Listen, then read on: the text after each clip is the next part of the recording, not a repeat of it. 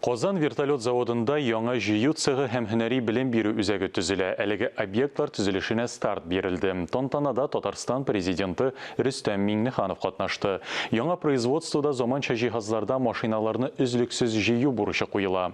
Хезмәт җитештерүчәнлеге югары булыр дип көтелә. 650 укучыга исәпләнгән һөнәри белем бирү үзәге авиатөзелеш тармагына пилотлар һәм белгечләр әзерләргә тиеш. Соңгылары вакытның күп өлешен заманча станоклар янында үткәрә. Ике корпусны да 2024 елның язына тапшырырга планлаштыралар.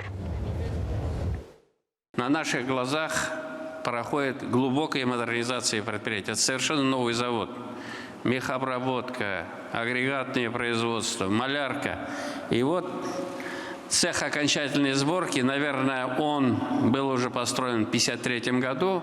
Он не отвечал тем задачам, которые необходимы для современного вертолетостроения. Вот мы получаем, во-первых, цех окончательной сборки, но самое главное, здесь будет создан центр профессиональной подготовки.